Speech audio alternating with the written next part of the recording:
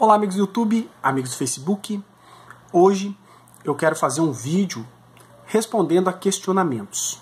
No vídeo anterior a esse, eu fiz um vídeo resposta ao pastor Moabel, tá? E o tema era, uma vez salvo, salvo para sempre. Eu defendi a minha posição que vocês já conhecem, que eu defendo e defenderei até o final. Uma vez salvo, salvo para sempre. Tenho diversos vídeos, dezenas de vídeos comprovando que salvação não se perde de jeito nenhum, certo? Quem conhece o trabalho, quem acompanha o canal já sabe que eu penso assim. Mas, como eu fiz o vídeo do pastor Moabel, aqueles que o acompanham, que conhecem o seu trabalho, vieram comentar. E foram centenas de comentários, tá? Então eu vou ler alguns comentários aqui, certo? E as principais ideias, debates aí feitos nesse vídeo, nós vamos ver, vou explicar, tá? Vou falar sobre isso. Então são três principais questionamentos que eu vou apresentar aqui. O primeiro, dizem que não existe base bíblica para isso. Ah, não tem base bíblica para você falar isso, tá? O segundo, bom, já que a salvação não se perde, eu posso pecar à vontade, né? E o terceiro, que fruto gera isso, essa pregação? Qual é o fruto dessa pregação? Dizer que salvação não se perde. O que você ganha com isso? Então nós vamos falar sobre isso. E eu vou ler três comentários, tá? Se a pessoa apagar o comentário lá no vídeo, se for lá procurar o comentário e não encontrar, porque eu não vou dizer o nome das pessoas, aí você me avisa que eu coloco lá na minha página no Facebook. Porque o comentário exibido publicamente, ele pode ser publicamente contestado, tá? Assim como foi com o vídeo do pastor Moabel, que ele tornou público e publicamente aí eu respondi a ele, certo? Muito bem, vamos ver o primeiro questionamento aqui, ó. O comentário, ó. Não estou defendendo o pastor Moabel e nem falsas doutrinas, mas defendo a verdade da palavra, que essa ideia de uma vez salvo, sempre salvo, não é bíblica. Esse é um questionamento, né, constante. Ah, não é bíblico, isso não é bíblico, a Bíblia não ensina isso. Ensina sim, com toda certeza. Uma vez salvo, salvo para sempre, é bíblico e nós vamos ver isso hoje, tá? Vamos ler aqui, então, algumas bases bíblicas de que uma vez salvo, salvo para sempre. João capítulo 10, versículos 2 a 5, olha. Aquele que, porém, entra pela porta é o pastor das ovelhas. A este o porteiro abre e as ovelhas ouvem a sua voz. E chama pelo nome as suas ovelhas e as traz para fora. E quando tira para fora suas ovelhas, vai adiante dela. E as ovelhas o seguem porque conhecem a sua voz. Mas de modo nenhum seguirão o estranho. Antes fugirão dele, porque não conhecem a voz do estranho. Então Jesus está dizendo que ele é o pastor das ovelhas. E ele abre a porta do curral e ele chama. E as ovelhas dele ouvem a sua voz, conhecem a voz e o seguem. E fala aqui no versículo 5, que de modo nenhum seguem o estranho. Então quer dizer que a ovelha de Cristo, ela ouve a voz dele e não ouve a voz do estranho. Então quando uma voz diz para você, faça o bem, ame, cuide do seu próximo, pregue o evangelho, viva uma vida santa, essa voz é de quem? Essa voz é de Cristo. Se você é uma ovelha de Cristo, você ouve essa voz. Agora, quando uma voz diz assim, olha, eu sou a sua secretária, e liga para sua esposa e diz que hoje você vai fazer hora extra e nesse tempo vamos no motel. Essa é a voz de Cristo? Não. Então, a ovelha que ouve essa voz, que não é de Cristo, mas é do mundo, então essa não é a ovelha de Cristo. Não confunda. Não é porque batizou, não é porque está vestindo um terninho, está dentro da igreja que é a ovelha de Cristo. A ovelha de Cristo ouve a voz de Cristo. Então se esse crente, se diz crente, ouviu essa voz do mundo, ele não é a ovelha de Cristo. Porque, ó, de modo nenhum seguirão o estranho, fugirão dele, porque não conhecem a voz do estranho. Então esse cidadão não perdeu a salvação, ele estava no meio das ovelhas, parecia que era uma ovelha. Mas quando o estranho chamou, a ovelha de Cristo não ouve a voz do estranho. Por isso que salvação não perde. Quem desviou, foi para o mundo, ouviu a voz do mundo. Se uma voz disser para você, olha, mate aquele que te fez mal, aquele que te prejudicou, mate, tira a vida dele. Essa é a voz de Cristo? Não. Você ouviu uma voz que te diz: ei, eu descobri uma forma de burlar o sistema da empresa para a gente poder roubar a empresa, pegar dinheiro do caixa da empresa sem ser descoberto. Vamos? É voz de Cristo? Não. Então, esse que ouviu a voz do estranho não é a ovelha de Cristo. Não é. Não é. Ele não era uma ovelha que deixou de ser. Ele nunca foi. Muito bem. João, capítulo 10, 27 a 29. As minhas ovelhas ouvem a minha voz, e eu conheço-as, e elas me seguem. E dou-lhes a vida eterna, e nunca hão de perecer. E ninguém as arrebatará das minhas mãos. Meu Pai que me as deu é maior do que todos, e ninguém pode arrebatá-las das mãos de meu Pai. Então as minhas ovelhas, as ovelhas de Cristo, que são dele, ouvem a voz dele e o seguem. E ele diz que para essas ele dá a vida eterna. E diz que elas nunca hão de perecer. Então as que pereceram, que vocês dizem, era crente, desviou. Essas não eram ovelhas de Cristo, estava no meio. Não tem a parábola do joio e o trigo? Está tudo misturado. Você olha e você acha que é tudo trigo. Mas Cristo sabe quem é joio e quem é trigo. O joio não vai entrar no céu, só o trigo. Então a ovelha que ouve a voz do mundo não vai entrar no céu. Só as ovelhas de Cristo. E diz aqui que ninguém as arrebatará da minha mão. Então se você é uma ovelha de Cristo, você ouve a voz dele, vem o diabo e toma da mão de Cristo, então esse versículo é uma mentira. Cristo está mentindo. E vamos continuar ainda falando sobre isso. João capítulo 6, versículos 38 e 39. Olha. Porque eu desci do céu não para fazer a minha vontade, mas a vontade daquele que me enviou. E a vontade do Pai que me enviou é esta, que nenhum de todos aqueles que me deu se perca, mas que eu ressuscite no último dia. Ninguém arrebata da mão de Cristo. Cristo não perde nenhum. Deus deu uma missão para Cristo. Olha, você vai cuidar das ovelhas. A que eu te der na sua mão, nenhuma vai se perder. Essa é a minha vontade. Se Cristo não conseguir fazer isso, ele não é Deus, porque Deus é perfeito. Se Cristo falhar em qualquer momento, ele não é Deus. Ele não é Cristo e ele não serve para te salvar. Então as ovelhas de Cristo, elas nunca hão de perecer. Nunca. Nunca. Essas que se desviaram, foi para o mundo fazer todo tipo de porcaria, não eram de Cristo. Estava vestido. Tinha uma capa ali de lã, bonitinho, branquinho, mas não era. A que é de Cristo, ela permanece até o fim. E ela permanece fiel até o fim. Essa é a resposta, a base bíblica, algumas, tá? Nos outros vídeos tem muito mais. De que sim, tem base bíblica para apoiar que salvação não se perde. Tem sim. É você que não quer aceitar. É você que não aceita isso. Mas existe. Muito bem. Segunda pergunta, vamos lá.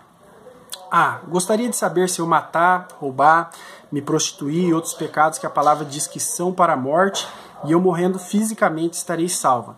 Se salvo uma vez, salvo para sempre, então podemos continuar no pecado? Bom, se você tem desejo de continuar no pecado, então você não é uma ovelha de Cristo. Não é. Nunca foi.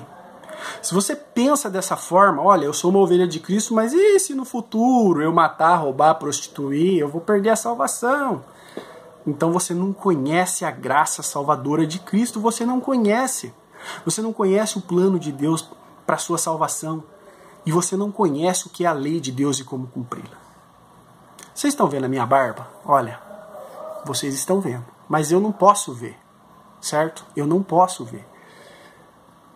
Quando eu vou me barbear, eu vou tirar essa barba, eu preciso de um espelho e eu preciso de um aparelho de barbear.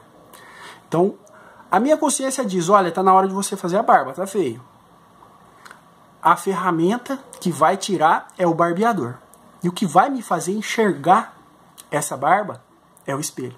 Se eu fizesse um espelho, não vou conseguir tirar tudo. Para ser bem sincero para vocês, nem com espelho, sempre fica alguma falha, tá? Então, a lei, ela é o espelho para o homem. O homem ele não consegue enxergar o próprio pecado, assim como eu não consigo enxergar a minha barba. A lei mostra para você, olha, é aqui que tá, é aqui que precisa ser tirado. E você tira, certo?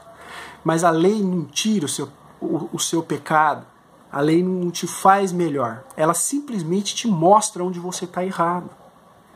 E Deus é a sua consciência te dizendo, você tem que eliminar isso da sua vida. E esse barbeador que vai tirando é o Espírito Santo que vai te moldando durante toda a sua vida. Tá? Quem pensa que salvação se perde não conhece a graça salvadora de Cristo e nem há o plano de Deus para a salvação do homem. João capítulo 3, versículo 16 diz que Deus amou o mundo de tal maneira que deu seu Filho unigênito para que todo aquele que nele crê não pereça, mas tenha vida eterna. Todo aquele que nele crê não pereça. Então se você crê em Cristo perecer, então é uma grande mentira. Deus está mentindo. E diz também que Deus enviou seu Filho ao mundo para que salvasse o mundo. Não para condenar o mundo, mas para que o mundo fosse salvo por ele. João 3,18. Então, imagine, como é que Cristo cumpriu a vontade do Pai? Porque fala que Deus enviou seu Filho ao mundo, o Pai. O Pai fala, meu filho, eu amo a raça humana, o ser humano, eu amo a humanidade e eu quero salvá-los. E o preço da salvação deles é você sofrer dor, humilhação, sofrimento.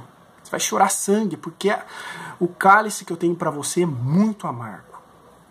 E Cristo obedeceu. Na cruz ele pagou, ele cumpriu a vontade do Pai por nós. Agora imagine, Cristo cumpriu a vontade de Deus, do Pai, por quê? Duas opções. Ele estava com medo. Puxa, meu pai mandou, meu Deus, eu preciso cumprir a vontade do meu pai. Ai, ai, ai, que medo, vou lá por medo. Você acredita que Cristo cumpriu a vontade do Pai, sofreu toda aquela tortura e sofrimento por medo do Pai? Você acredita? Eu não. Ou, você acredita que Cristo cumpriu a obra da salvação porque ele queria dizer, olha Pai, deixa comigo, eu vou lá porque eu tenho poder, eu tenho competência para fazer isso. Vou mostrar para os homens que é possível sim viver sem pecar. Vou mostrar para os homens que eu sou forte o suficiente para aguentar toda essa humilhação por eles. Você acha que Cristo agiu dessa forma? Não. Por que Cristo veio, saiu lá do seu trono celestial e veio aqui passar toda essa dor, sofrimento terríveis por nós? Foi por amor. Foi por amor. Quando o Pai falou, eu amo a humanidade, vai salvar ela. O Filho respondeu, tenho certeza que essa foi a resposta. Eu amo a humanidade e pelo amor que eu tenho, eu vou lá. Porque o bom pastor, né? Quando Cristo fala do bom pastor, eu sou o bom pastor. O bom pastor dá vida pelas suas ovelhas. Então Cristo cumpriu por amor. Então o verdadeiro sentido e cumprimento da lei é o amor, não é o medo. Você tem medo, você cumpre a lei de Deus porque você tem medo de ir para o inferno e você está fazendo errado. Você não conhece o plano e nem a vontade de Deus. Se você está fazendo e está se achando melhor do que aquele que faz menos do que você, porque você não cumpre tudo, você também não conhece o amor nem o plano de Deus para a sua vida. Vamos ler João, Evangelho de João, capítulo 14, versículo 21. Nosso Senhor Jesus Cristo diz o seguinte, aquele que tem os meus mandamentos e os guarda, esse é o que me ama. E aquele que me ama será amado de meu Pai, e eu o amarei e me manifestarei a ele. Aquele que tem os meus mandamentos e guarda é o que me ama. Então, o amor é o mais eficiente modo de se cumprir a lei. E é dessa forma que Deus espera que você cumpra a lei. Entenda. Olha aqui, ó.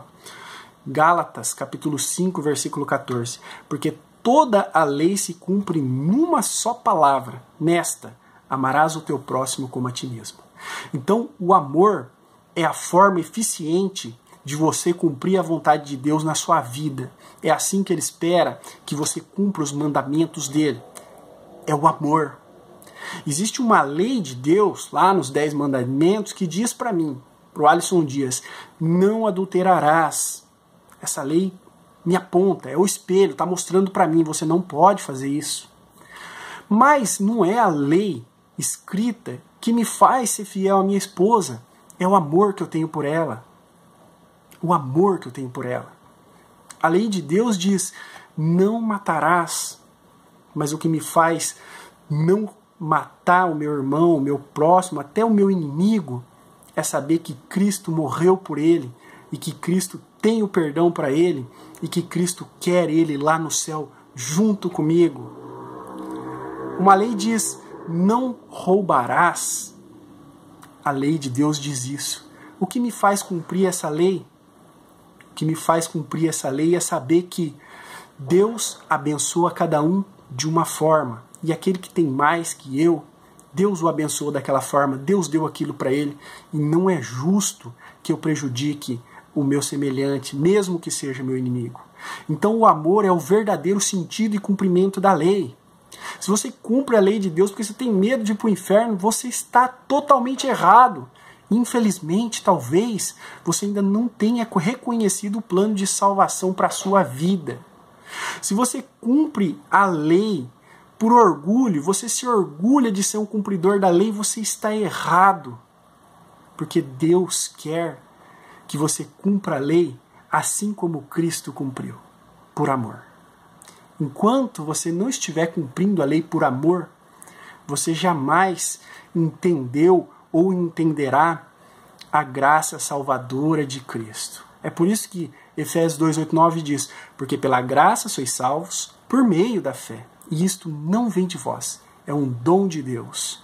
Então nós somos salvos pela graça, pelo amor de Cristo, de Deus demonstrado por nós. E isso não vem de vós, não vem das nossas obras. As nossas obras não servem em nada para a nossa salvação, nada. As nossas obras só mostram aquilo que temos no nosso coração. Só mostra que o amor de Deus habita em nós. E que nós obedecemos e que nós fazemos aquilo que Deus quer que façamos, porque nós amamos. Se o objetivo seu de cumprir a vontade de Deus não é pelo amor, então pode parar com isso. Está tudo errado. Não vale nada. Não vale exatamente nada. E aquele que vive tentando cumprir a lei como forma de justificação, infelizmente, esse será condenado. E para encerrar o vídeo, a terceira questão, terceiro questionamento que fizeram. Olha aqui, diz assim, ó: a minha única dúvida é: que fruto esta mensagem de uma vez salvo, salvo para sempre produz? Sim, essa mensagem, uma vez salvo, salvo para sempre, produz frutos maravilhosos. Todo o trabalho que eu tenho aqui no YouTube, 1 ano e meio, toda a minha vida cristã, todo o meu trabalho, essa pregação me produziu um fruto que vai valer para a vida inteira. Já valeu todo o meu trabalho. Jaqueline Pereira comentou o seguinte, ó: a paz, irmão Alisson. Muito forte esse versículo. Ninguém as arrebatará da minha mão. Há pouco tempo atrás acreditava também que poderíamos perder a salvação, mas pela infinita misericórdia do Senhor e o Espírito Santo me abriu o entendimento e tudo ganhou sentido na minha vida. Hoje compreendo que a nossa dívida foi paga e consumada na cruz através de Cristo, e é somente assim que podemos ser justificados por Deus, que é verdadeiro juiz, ou seja, quando Deus nos olha, não nos vê, mas vê a Cristo, pois Ele se colocou em nosso lugar. Nós sim éramos merecedores de condenação. Mas como poderíamos pagar a nossa dívida? Impossível, uma vez que o pecado habita em nós. Mas aquele que é sem pecado pagou por nós. E quem ou o que pode cancelar o preço que ele pagou? As nossas obras não passam de trapo de imundícia perante Deus. Então, como elas podem nos garantir tão grande salvação? O sacrifício dele foi perfeito. Então alguns podem perguntar: se foi tão perfeito, por que alguns serão condenados? Então, não foi suficiente? Foi infinitamente suficiente, porque aqueles que o Pai o deu serão salvos. Toda honra e glória, louvor e majestade seja ao nosso Deus e ao Cordeiro para todo sempre. Deus abençoe, irmão, e fica na paz. Percebe? Esse é o fruto. Uma alma que entendeu o amor de Deus por ela, que entendeu que o sacrifício de Cristo livrou ela de uma vez por todas e para sempre, e que cumpre toda a lei pelo amor. Por amor, ela anda na retidão e na justiça. Espero que seja assim com você, tá? E para você que acha que pregar uma vez salvo, salvo para sempre é pregar a favor do pecado, eu vou deixar aqui do lado alguns vídeos que eu faço, que eu fiz há muito tempo, mostrando para vocês o quê? Que o verdadeiro cristão, ele anda nos bons mandamentos, e cumprindo a vontade de Deus. Vou deixar na descrição vários vídeos para você em que eu combato pecado, combato prostituição, adultério, pornografia, ensino como que é o viver cristão, combato a arrogância do homem. Eu sempre combati o pecado aqui nesse canal. Você que não quer enxergar. Eu sempre lutei contra o pecado e sempre ensinei contra o pecado. Semana passada eu fiz o vídeo do namoro cristão e disse bem claro a todos os jovens que assistirem que sexo só após o casamento, que o namoro deve ser santo. Eu sempre peguei a justiça e a santidade. Nem por isso eu vou dizer que isso é meio de salvação. Se uma vez salvo, salvo para sempre. E aquele que é salvo de verdade, ele cumpre por amor a lei de Deus. Obrigado, compartilha com seus amigos.